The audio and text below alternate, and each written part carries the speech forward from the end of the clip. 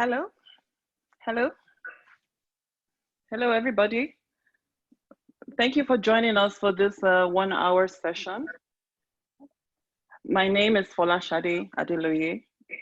I'm a succession planning practitioner with ARM Trustees, and I have with me today my colleagues, Israel Koledowo, a tax expert with Anderson Tax, and Sven Herdenschild, a wealth expert and estate planning expert with IPG. And what we want to do today is to give you some tips and give you some structures that would help you in preserving your wealth and your assets in times of uncertainty.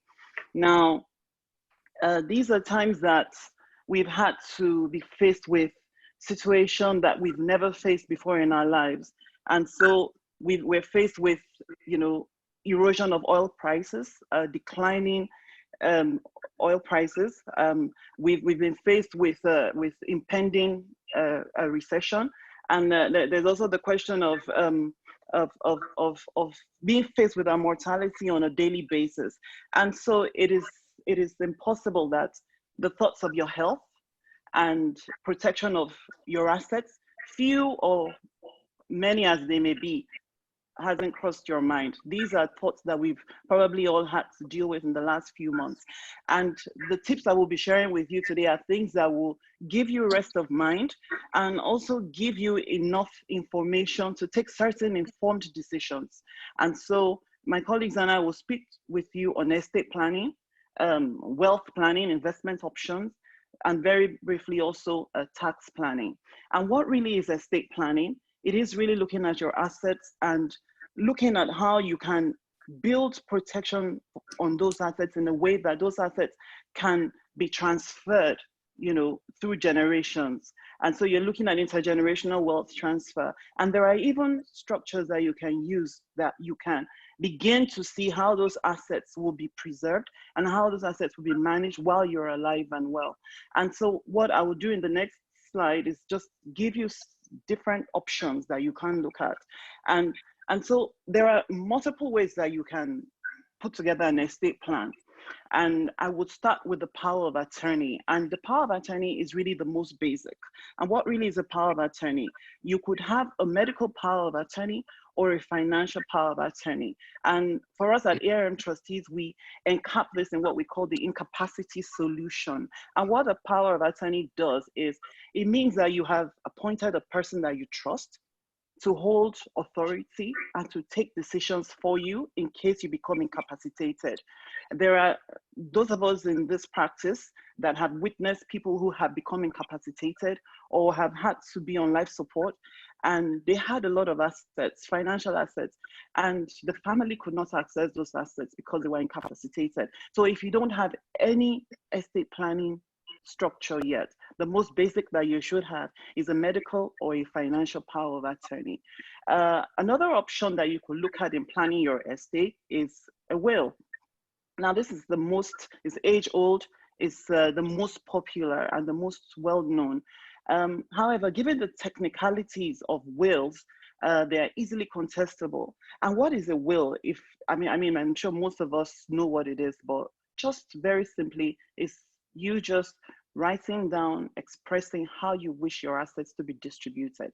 And this means that until you pass on, this will not happen. And so the downside is those that you name as executors or administrators of your assets, you don't really know how they will behave. You don't know whether they'll be slothful in distributing your assets. You don't know whether they will follow your wishes. Another downside is the estate tax. Across jurisdictions, from Nigeria, it could range from 10% to other jurisdictions that could be as high as 40%. So you would have to pay an inheritance tax after all the assets listed in the will are valued by the government. More popular these days is joint assets, joint ownership. And what joint ownership means is that together with your spouse or with your children, you can decide to hold an asset. And what it means is that the survivor is the person that retains the legal title. It is not an incomplete, it is an incomplete estate plan. It is not a complete estate plan. Just like the power of attorney, it is not a complete estate plan. And what do I mean by that? It means that these are only useful while you are alive. In fact, when you have a joint asset structure, when the person that is a survivor dies, that person must make arrangements for how that asset will be passed to whoever he or she has nominated. You could decide to use a deed of gift. A deed of gift is a gift in life. So for instance, you live in a house, you could decide to give the house to your third child. But what would always warn is if you decide to go by way of deed of gift, remember that you are ceding control and you are ceding authority to that asset. And that means that whoever you have gifted that asset to could sell the property. And we've seen cases where a parent gifted a gift to her child and the child sold the asset while the parent was probably still living in the house.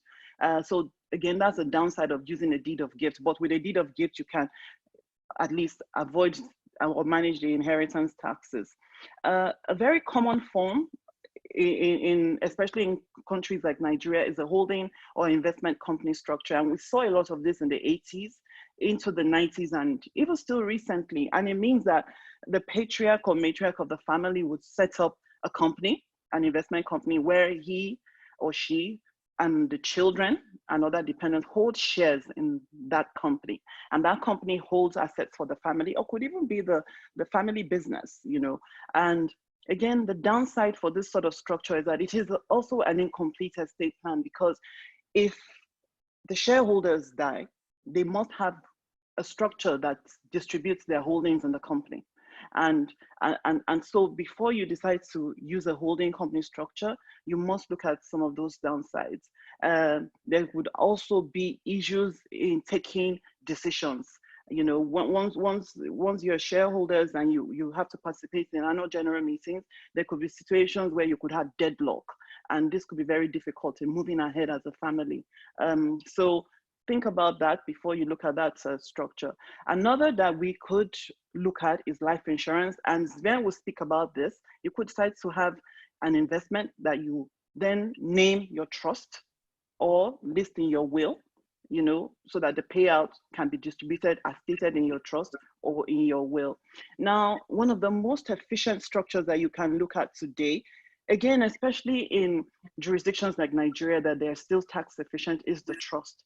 And with the trust, you are looking at a dual ownership of assets, where legal ownership of those assets is moved to a trustee and beneficial ownership remains in you and your named beneficiaries. And those beneficiaries don't necessarily have to just be your children or your dependents. They could also be foundations and charities that you support.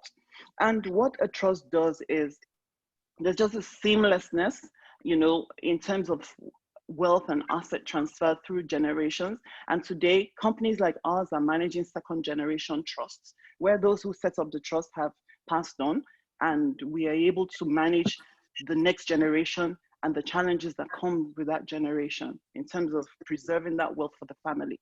So these are some of the structures that you can look at. Some can exist together. You could have just one, you could decide to have just a will, or you could have a trust, and at the side, we would also have a will that can take care of your personal assets or some assets that you specifically want to gift. And so if we look at the next slide, really, is what are the benefits if you decide to go the way of a trust? There is confidentiality. It is contestable in a court of law, but because the technicalities are fewer than that of a will, so it is not just thrown out there in the open.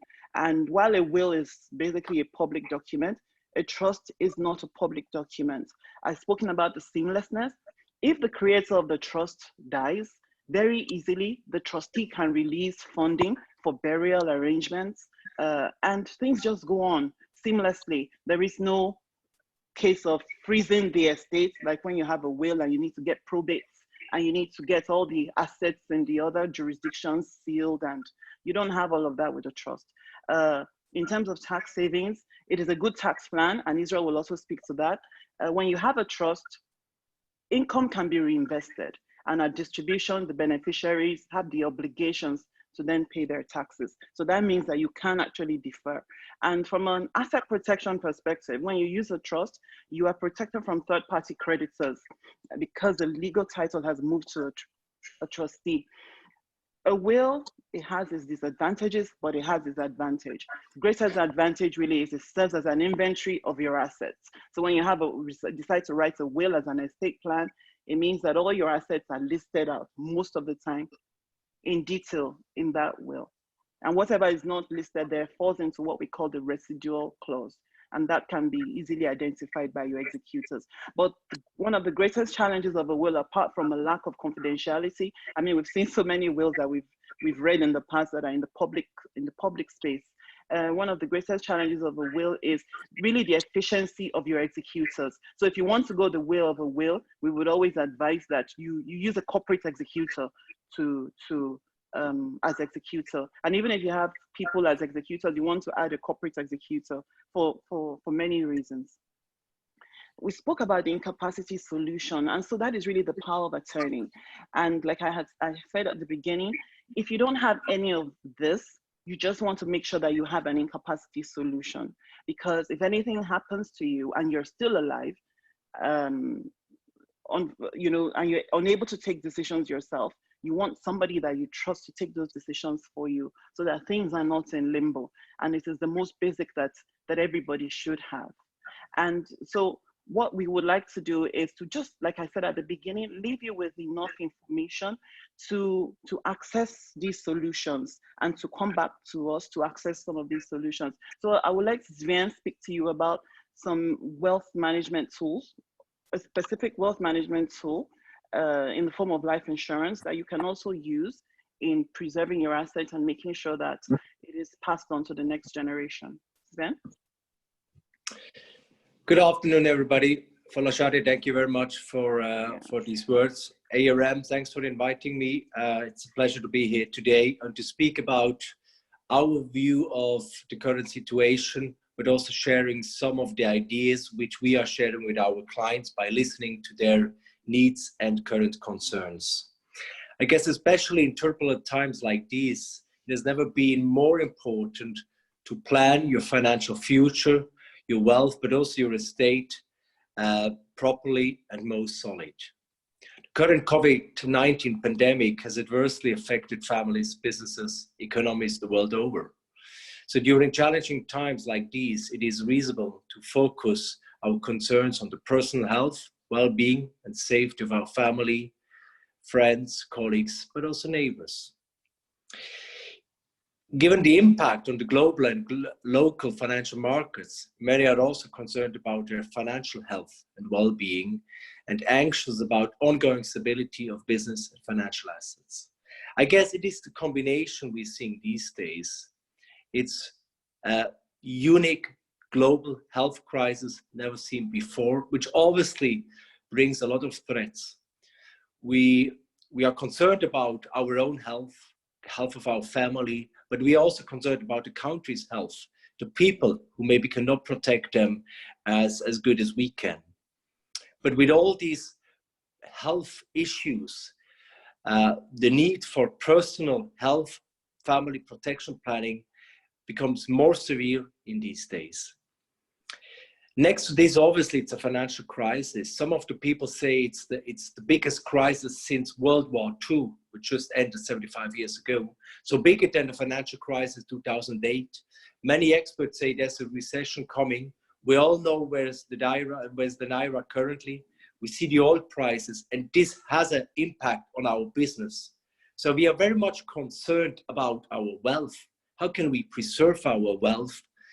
And by doing so, and obviously listening and speaking to our clients, we realized at the International Planning Group that in times like these, our clients have 4 major concerns and needs they would like to properly cover. First, and most important, and this is directly linked to the health crisis, it is about family security. How can I ensure, how can I replace my income if something happens to me as being the sole breadwinner? How can I ensure the financial future and security of my family if something happens to me? How can I best plan my legacy? So family security with the threat of a health issue becomes key. What if something happens to me? How can I secure and protect my family? But it's also very much about liquidity. As being market leader for Africa, obviously dealing with clients on a daily basis, I often realize that my clients are all super wealthy, very wealthy. But looking into details, we realize that they're very often asset rich, but a little bit poor in cash. So the question is, how can we balance liquid and non-liquid assets? How can we repay outstanding liabilities and pass assets clear? At the end of the day, how can we fund for potential inheritance taxes? Many of our clients face inheritance taxes in the country, Nigeria, but many of them do have real estate in the UK or assets in the UK. They're facing 40% inheritance taxes. So how can I create additional liquidity, additional cash, which kicks in for my family in order to enable them to pay off debts, loans, mortgages, and to fund for inheritance taxes?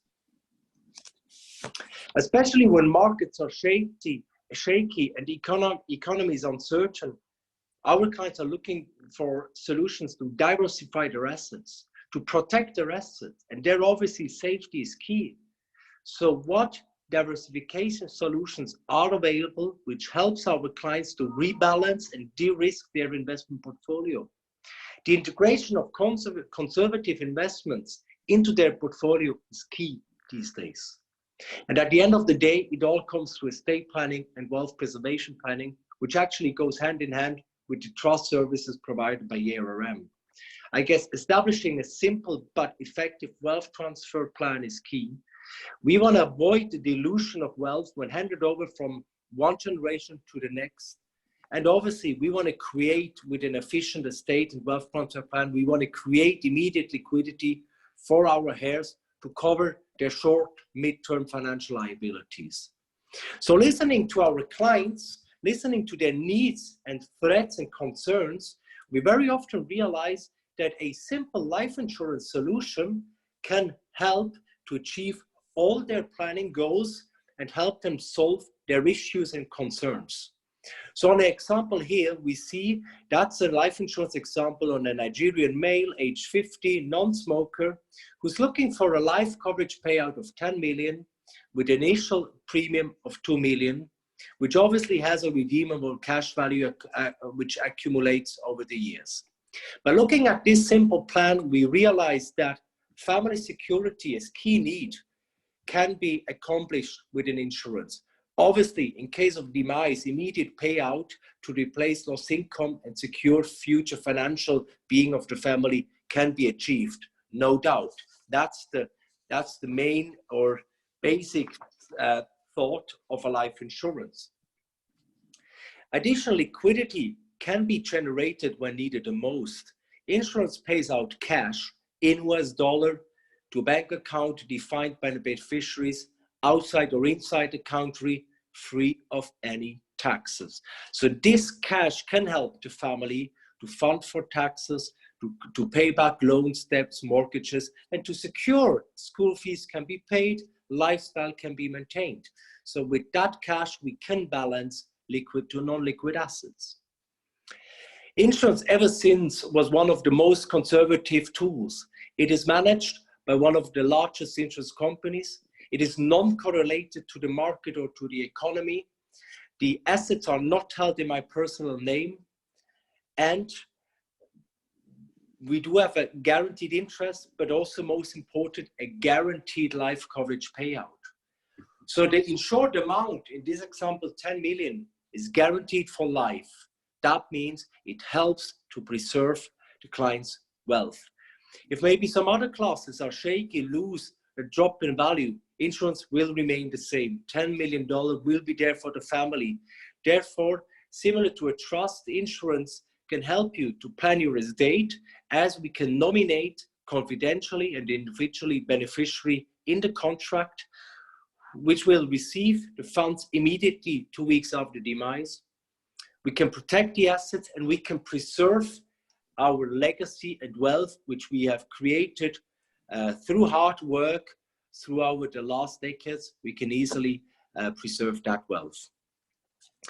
As our recommendation, if you or our clients are looking to establish a comprehensive wealth and wealth preservation plan, we recommend a few things which you want to consider. First, you should ensure that the plan set up will cover many aspects. It should cover, of course, long-term wealth planning needs. It should cover liquidity planning needs, but it also should cover your estate and inheritance planning needs. So it should be a comprehensive plan which includes various planning aspects. If you set up such a plan, we want to make sure that it makes sense from an investment perspective. You should ensure that you can leverage your wealth. You can include safe and secure investments with underlying guarantees. We also want to make sure that your assets are properly protected, but also your family and business should be protected. We want to make sure that such a plan gives you the peace of mind you deserve. And at the end of the day, as your life will change throughout the years, we want to set up a solution which is as flexible and adjustable as your life will change and your needs may change as well. So whatever we define today, it's a long-term solution which should be adjustable throughout the term.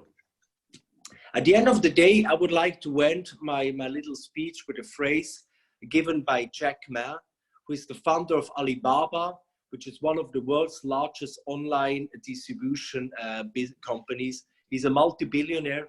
He mentioned once, buying insurance can change your life, cannot change your life, but it prevents your lifestyle from being changed. An illness can wipe up an entire family's savings that they have saved for decades by the medical bills. You will not turn bankrupt because of buying insurance, but you will cause your loved ones to turn bankrupt if you don't. Thank you very much for your time, and I do look forward to speaking to you individually in the next few days and weeks. Thank you. Thank you, Sven. Thank you. If you have any questions, please just drop your questions. We'll take questions right after Israel finishes the session on tax planning. Israel? Thanks, Folashade, and good afternoon, everyone. It's nice to have you all. I know we've been bombarded with all sorts of news lately about how bad the situation is, oil prices crashing, people not able to carry on their businesses as they used to. I mean, also the case of people losing their loved ones here and there. I mean, if you listen to the news lately, you just, one might, if care is not taken, actually develop some form of high blood pressure. So the first thing I want to say is to calm everybody down. Okay, I understand that we're in a very dire situation. It's very bad. But if you look to what has happened in the past, this is actually not the worst situation we've been in. And as a human race, I believe that we put through the previous issues, the previous crisis, the previous pandemics. We will also put through this as well. We just need to find out how best to navigate the following months. Also, like we all know, oil prices have crashed. Businesses are on lockdown. People are unable to carry on their businesses as they used to. A lot of businesses actually are affected, especially those that have to do with physical contact. The hospitality business and what have you have been seriously affected. And in response to that, various countries of the world have then tried to bring up serious, different palliatives to help their citizens cope with the pandemic. We've seen in some countries total suspension of interest rates on mortgages on loans. In some countries as well, we've seen interest rate crash to single digits, 0% in some places, 0.25% in some places. We've also seen some countries as well giving some form of daily or weekly stipends to their citizens to ensure that they don't feel the full brunt of the pandemic. Over here in Nigeria as well, we've seen the government also make some moves as well in this regard, trying in their own best way to also reduce the impact of the pandemic. And lately, the good news is that we've seen the lockdown procedures be put in place by various countries being relaxed.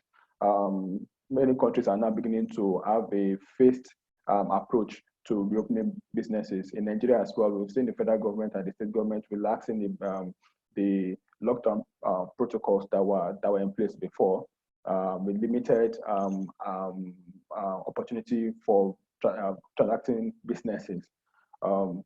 What this means is that over time, businesses will pick up again. But the real question is, how long will it take for businesses to really pick up, given the fact that the pandemic has really caused a serious dent on the way we live our lives, on the way we carry on businesses, and our income generation capacity as well. How long will it take for businesses to really get back to where it was before? Some experts are actually saying it might take us within 18 to 24 months before we can actually start seeing full recovery. Some are actually saying that we should brace up for some form of recession in 2021 as well. What the government is trying to do, not just the Nigerian government, governments around the world really, is to try to cushion the effect by funding the economy essentially for the time being. But being that it is May, the government cannot keep funding the economy, giving palliatives here and there on an indefinite basis. At some point, there will be a need for businesses to actually start making their own money as well, for individuals to actually go back to business as well.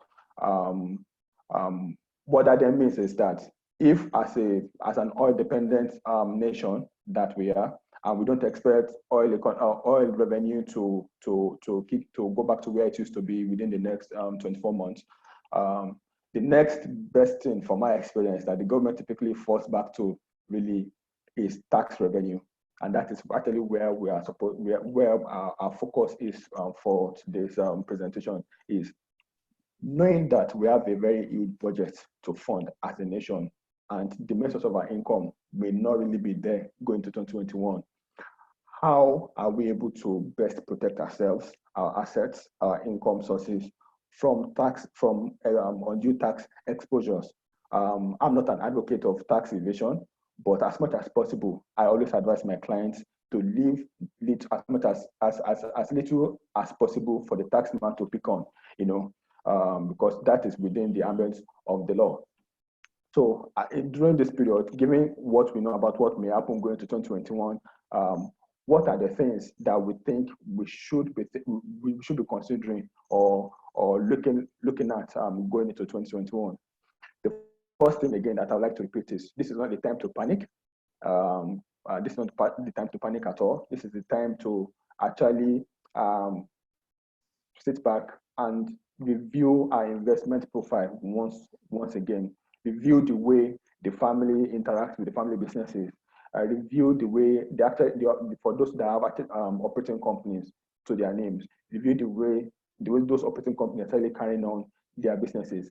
What are the wealth transfer plans that we have in place to ensure that not only are we protected in this generation, but our successors as well are protected from undue taxes and levies?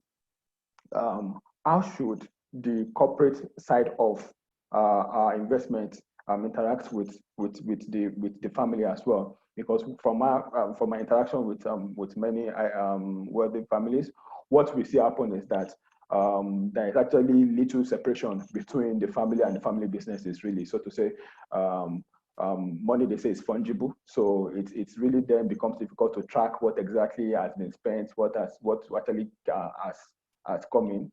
But given the situation we are right now, I'm of the view that if there's a time to look at how we are doing, how we are carrying on our businesses, how we are holding our investments, this is actually the time, really. And I would like to drop a few points here. The first thing is that we need to start having some form of bookkeeping records. What this simply means is that we need to keep track of our income and our expenditure in simple terms. I mean, we are all aware of the fact that it may become more difficult to generate income in the way we used to. That may also subsist for the next few months. So we need to start tracking all our activities, our business dealings in some, however basic it is. Let's just keep a view on everything that we are embarking on, both on the income side and on the expense side. The other thing we also need to do, if we are not doing that before, is to keep some form of documentation on our business dealings as well. Going to 2021, we believe that the Federal Revenue Service and the Lagos State Internal Revenue Service as well may start some form of e-audit, so to say, or even start some physical audit as well. And the only way you can really explain to the taxman what you've done, really, is by showing documents. You don't want to leave it to, okay, this is your words against theirs, which may then lead to some undue exposure. So it's good to be good to give documents, to keep some document for all our business dealings. It may be, again, in some basic form, just maybe invoices, whatever it is, we have something to just show these are the things these are the businesses that you are carrying on, these are the way we are expending our income as well. Another thing to also bear in mind right now is that this is the best time for some of us that have operating entities. This is the best time to carry out some tax diagnostics on operating companies. You want to ensure that at this time you are taking full advantage of all incentives available in the tax law. You want to be sure that whatever means is there to reduce your tax exposure, you are taking advantage of it. So for instance, let me give you a few examples. For some of us that have operating companies, if we capitalize those companies just by way of equity, the returns we will get will be good, but will be limited compared to if you use a mixture of capital, of equity and loan. So for instance, there is a way you can structure your loan to those companies that will give you some form of tax waiver on the interest payable by that company to you. These are the kind of thoughts that we think we should be considering at this point. And when it then comes to estate planning itself, one of the things that we think we should also be considering at this point is, how do I limit the number of assets that can be easily traced to me directly? And this comes in the way of saying, when we file our tax returns with the tax authorities, we will be required to declare assets, income, and income sources to the taxman. Whatever it is that is really attached to us personally, we have to declare for tax purposes. Now, there are some form of estate planning structures that we can put in place that would help reduce what we have to declare for tax purposes. So, for example, one of the estate planning tools that Falashade mentioned earlier is the use of trust. What that means essentially is that once you move an asset from your personal name to a trust, that asset technically doesn't belong to you anymore. It belongs to the trust. So while you are filling your tax returns form, you don't need to declare that asset for tax purpose anymore because it doesn't belong to you. Whatever income comes from the use of that asset as well, since it doesn't come to you, you don't have to declare it for tax purpose anymore. The trust structure helps you defer tax payments somewhat on the income stream. One other thing that the trust also does for you is that it helps protect your assets. It helps your successors take over those assets in a very tax efficient manner when the time comes. I've had discussion with wealthy families that have told me that they have to go through a very lengthy probate process because their parents left them just a will, which is now really outdated, if I'm going to be honest. Left them a will, and they have to go through this lengthy probate process that Falashade mentioned earlier. And then at the conclusion of the probate process, they then have to pay 10% of the market value, 10% of market value of the asset that they want to take over. And this is a family actually that have houses in choice areas. So we're talking about they actually had to borrow almost $500 million to settle the probate guys so that they can take over their family assets. I mean, there are more efficient structures that we can put in place that will ensure that our successors do not get exposed to issues such as this. One last thing I also like to touch on before I conclude is, this is the time to start thinking about diversification of our investment portfolio. We all know what is happening to the Naira. I'm currently right now going at maybe about 450 or so to $1 right now. And that may not be the end of the story for this year, So this is the time, if we can, to start diversifying, have some foreign investment as well. What I would say is, from a tax perspective, we have this very encouraging provision in the tax law that tends to exempt foreign earned income from tax for individuals. So what that provision of the law says that whatever income we earn from offshore if we are able to bring it to our dorm account in Nigeria, they are tax exempt. Even if you declare them for tax purpose, the taxman cannot tax it because it is foreign earned income, and there is a clear provision in the law that exempts that type of income from tax. You don't need to apply to the tax authorities for it, it is automatic. So these are the kind of thoughts that we believe at this time we should be thinking about. And the last thing I will say is that, again, let us not panic. This is not the time to panic. This is the time to talk to experts. Talk to experts that will be able to guide us on how do we ensure that our investments are protected? How do we ensure that our investments are transferred to our successors in the most efficient manner? How do we ensure that our families interact with the businesses in the most efficient manner as well, without leaving so much on the table for the taxman? Thank you very much. Thank you. Thank you, Israel. And so we have several questions, and we'll just use the remaining time to take your questions. And if we're not able to take all the questions, we'll try to reach out to you and respond to the questions that you've put down here. So there's a Q&A button at the bottom. Just keep entering your questions. So the first question here is, I think it's for Sven, and I think it's a very basic question, and it says that, can I have multiple insurance policies? And can I name my trust as the beneficiary of those insurance policies? Thank you, Folashade. Yes, actually, yes. Clients can have as many life insurance solutions as they can afford and as they can justify. Obviously, from an insurance perspective, they want to avoid that clients are overinsured. So if I have a net wealth of 1 million, it's very unlikely I get an insurance worth 10 million. So wealth, income, and life coverage needs to be somehow in line. But other than that, many clients can have several solutions, can have onshore Nigerian solutions mixed with an international offshore solution we provide.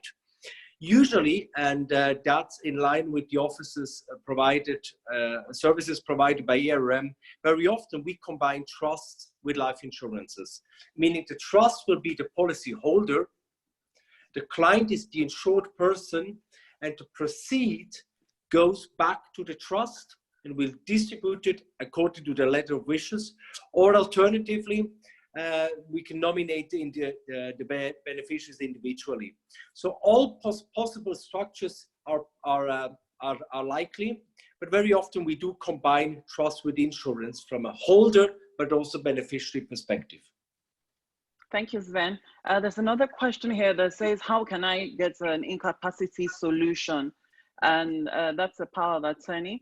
And it really is about legal documentation. And so you can speak with us, and we have this already put together, and it's very easy. You just sign off on it, and you mention whoever is going to be your chosen person to take those critical decisions for you if you become incapacitated. Lawyers are also known to draft these documents, but again, we would always advise that you engage professionals who will even tell you, the sort of things that you want to include and the sort of profile of the person that you should be giving those very sensitive powers to. There's another question. The question is for Anderson Tax for Israel. And the question is, what should be the very first consideration I should have from a tax planning perspective in view of the pandemic? What should be the first thing I should do? All right, thanks for that, Shade. The first thing you should do really is, again, talk to experts, talk to professionals that will to guide you on what needs to be done from a tax perspective. Like I said earlier, the fewer items that are in your personal name, the fewer items you need to declare for tax purpose. If you move from assets to some form of investment holding vehicles, you don't need to declare those assets in your personal name when you're filling your personal tax returns. So I would say the first thing to consider right now is, how do we ensure that we have a very solid investment holding vehicle in place that helps us safeguard the assets and at the same time safeguards the income coming from there and shields such income from tax purpose. Okay. The next question is for Sven, and it says, how is the insurance policy protected if the insurance company goes under? Interesting question, thank you. So first of all client assets within the insurance company are segregated from their overall assets under management or their own equity. But I guess other than any other industry, name it banks, for example, there's no other industry which is more tightly and closely regulated than the insurance industry. The companies we are working mostly for to cover Nigerian clients are companies based in Canada with 170 to 180 year track record. They survived many crises in the last 100 years because of their tight regulation. So the Canadian Insurance Authority looks at them very closely. They have huge assets under management, and most important, their equity portion within their assets under management is much more than every other private bank, for example. Now, in a case an insurance company would go bust, which actually only happened once, 93 small regional North American company. If that would happen, then the insurance regulator would take over the management of the insurance company and would sell each and single contract to one of the competitors. You may remember 2008, AIG, the financial conglomerate in North America, AIG Group, which was one of the big scandals in 2008. AIG, American Insurance Group, is still existing. It's now AIA, American Insurance Association. It's still 6th largest insurance company worldwide.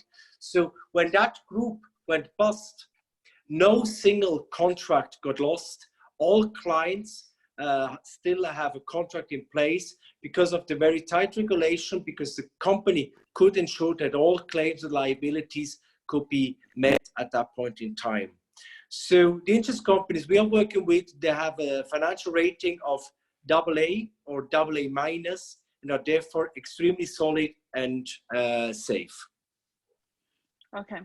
So the next question I think is for me. It says, what if a deed of gift is given out when a person dies? Any downside to that? I think that even though the question is not properly structured, but I think it's important to know that a deed of gift is a gift in lifetime. You know, so that means that during your life, you're ceding authority over that property, technically. So it's a gift that you give in life. It is not to be given after death. Otherwise, then it has to be structured as a will. So the gift is gifted in life and not after the person has died.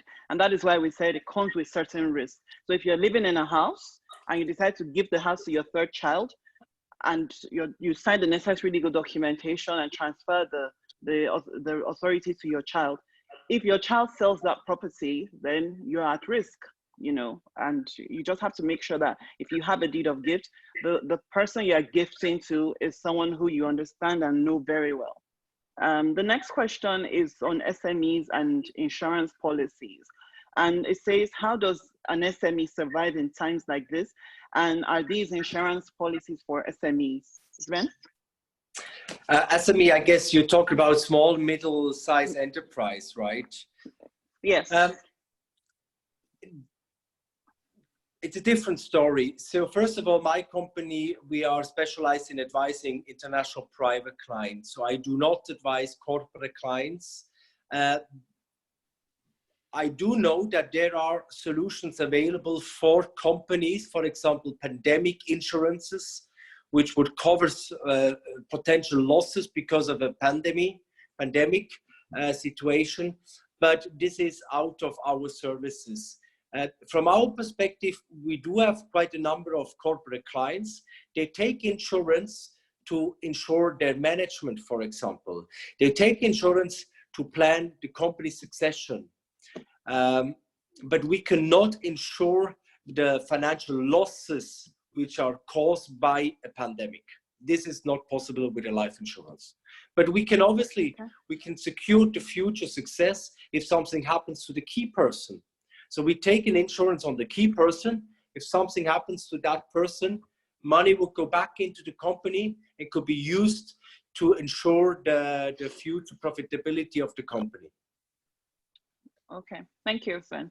And there's a question, is a repeat, really. It's about multiple insurance companies. And the person is saying, I already have life insurance policy covered by my organization. Won't it be counterintuitive having a second insurance policy? This is, it's not a repeat. It's a question we get quite often, actually. Okay. See, the solution you may have provided by your company, that's usually term insurance. They insure you as long as you're with the company. If something would happen, the money would go to your family. So that would only secure one need, family security need. But the solutions we provide, as they are whole of life, they are permanent life, they move on until something happens, until you move on to the promised land. This means it is a guaranteed investment. It helps to preserve wealth, and it helps to diversify. So what I recommend, even though you may have a local solution provided by your company, you want to set up a comprehensive insurance plan to protect families, create liquidity, diversify your assets, and preserve wealth. So do one thing, but also do the other, as it's usually these are two different types of insurance, and the solution we provide are dedicated and tailor-made for high net worth clients. Okay, thank you. There's a question here, Israel, and it says, will retirees be expected to pay tax? Okay. From a tax perspective, tax follows money, really, follows flow of funds. Once funds flow, the taxman will be very nearby. Now, having said that, the general rule is tax is payable on all income. However, there are some exemptions given on some type of income that are not taxable. One of them I've explained earlier in my presentation to say foreign earned income for individuals are not taxable if you meet certain conditions. The next thing is for some retirees that are actually not engaged in active business anymore. People like that typically depend on their pension savings and all that to be able to live. Pension distribution from your pension account is not taxable. However, even though you are elderly and you still have some investments giving you steady flow of income, you are expected to pay tax on such income. Now, we can then discuss how do we then manage your tax exposure in that regard. There are things you can put in place to ensure that you don't actually lose so much in taxes, even though you are meant to pay tax. Okay, thanks. And that question is linked to this one that says, if I earn income abroad and don't remit into my local DOM account, what are the tax implications? Okay, the exemption given in the law for on foreign income is actually if you repatriate it to Nigeria. And the basic idea behind it is the government is trying to encourage repatriation of funds to Nigeria so we can have more liquidity, more foreign currency in the economy. So on the face value, if you don't repatriate the income, you don't bring the income back to your DOM account in Nigeria, you may not qualify for such exemption. However, what we've also tried to do with some of our clients is to walk through their transaction flow for the year and then see how we can manage their exposure in this regard.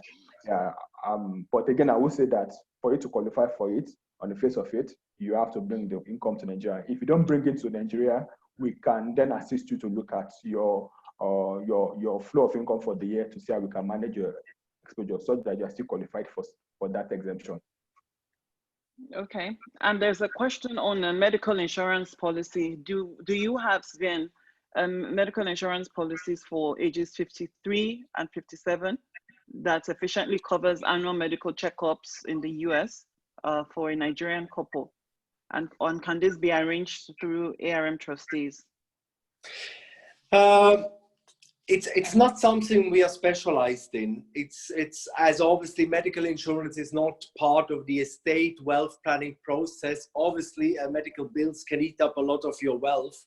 Nevertheless, we do have access to some providers, namely Bupa and others. So if you have a specific request, please reach out to ARM Trust, and I will try my very best to come back with a few quotes, which also cover medical checkups in the US.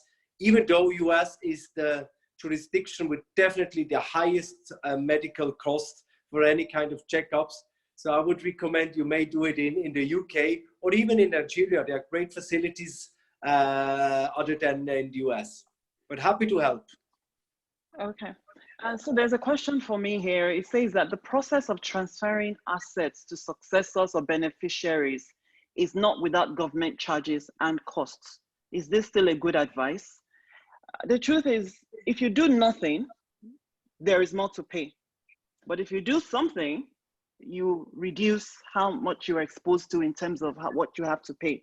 So if you have a will, as we've said, there is going to be a valuation of those assets if you decide to use the will. And 10%, if in Nigeria, 10% of the value of those assets goes back to the government as inheritance or probate tax.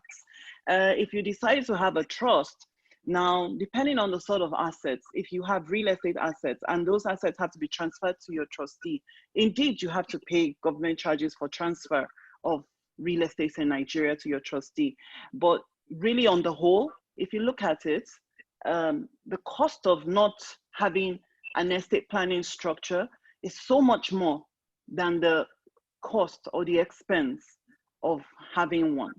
And so it is a good advice to have an estate plan.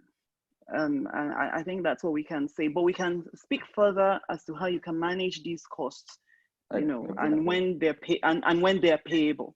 Exactly. Falashade, just to add a bit to that as well.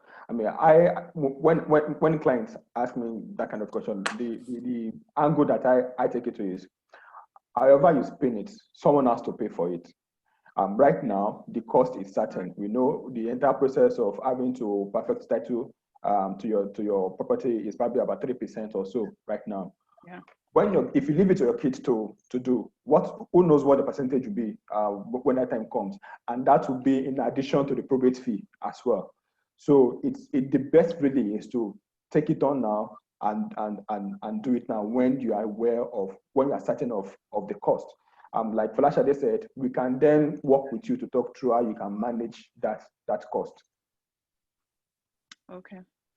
There's a question on Islamic clients. How do you reconcile your presentation with Islamic law for your Muslim clients? And I will look at it from an estate planning perspective. And so for us, for our Muslim clients, we have trust that we've administered for Muslim clients who have passed on. And for us, if you decide to have a trust with us as a Muslim, we have what we call a post-settlor demise process. That means that we have to consult Islamic clerics to make sure that the manner in which your assets are being distributed are in line with Islamic tenets. Also, we draft Islamic wills. If you decide that you want your will to be drafted in line with Islamic laws, we also make sure that we draft the will accordingly. And so I believe that for everybody, we have something, we have a solution from an estate planning perspective. I think from an investment perspective, again, those decisions, you know, are outlined for the trustee. We have a document that writes with the trust if you decide to have a trust called a letter of wishes. And in your letter of wishes, you just write out how you want your trust to be administered by your trustee. And if you have restrictions regarding investments, you have limitations, you know, regarding Islamic laws, your trustee is able to be guided by your letter of wishes, even when you're no longer alive, and is able to make sure that those wishes and those rules are followed in the administration of your trust or in the distribution of your assets through a will. Now, there are several other questions, and we will have to round up in the next 6 minutes, but I think that we can still take another question. Let me see. So it says, is the insurance subject to tax? If I decide to take an insurance policy with the IPG, through IPG, would it be subject to tax? Well, first and most, okay, Israel, you want to take it first? All right. There are clear provisions in the Nigerian law that allows you to take life insurance policies, and whatever premium you pay on such policies are not taxable. So what that means is that, let's say you have 100 million income right now, and then you use a part of it, maybe 20 million or 30 million, to take a life insurance policy, one of which spend as proposed, that premium you are paying will be deducted from your taxable income for that year. So it serves as a relief against your tax payable. So Sven. Life insurance globally is one of the tools with the highest tax benefits linked to it. So for many, many governments, they do support life insurance or the life insurance industry with giving huge tax benefits. Look at the UK or the US with a 40-50% inheritance tax. Proceeds paid out in case of occurrence of the insured event, meaning in case of death, the payout is free of any capital gain, income, or estate tax. So it's fully tax exempt when something happens. So the insured amount goes tax-free. But other than that, in most of the other jurisdictions, insurance does enjoy high tax benefits compared to any other planning solutions. If there would be taxes applicable, then we do have options by structuring the insurance and the insurance proceeds properly by using a trust. So instead of beneficiary, we receive the funds directly. We're going to route the funds into a trust to further increase tax efficiency. So many options are available. And I guess you have the experts here on that call. We have Anderson Tax, we have ARM. I guess teaming up together properly to set up a bulletproof wealth transfer plan would be a strong advice. And some thoughts that I would like to share. So the estate plan is quite often, people forget about this, but I'm pretty sure all of you had a plan for life. All of you had a plan for success. You all have a business plan. You may even have a plan for love. Without that plan, you would not be in a position as you are now. You would not be that successful. Now think of that. The estate plan is maybe the most important plan because you will no longer here to execute the plan. So even more important that you set up a plan, bulletproof, that can be executed most easily and most efficiently to ensure the plan will reach, or the funds will reach the denominated persons. So that's my advice, maybe at the end of this webinar.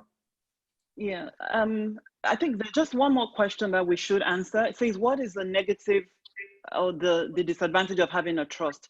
And really, to tell you, a trust is so efficient. However, you must get the choice of trustee rights.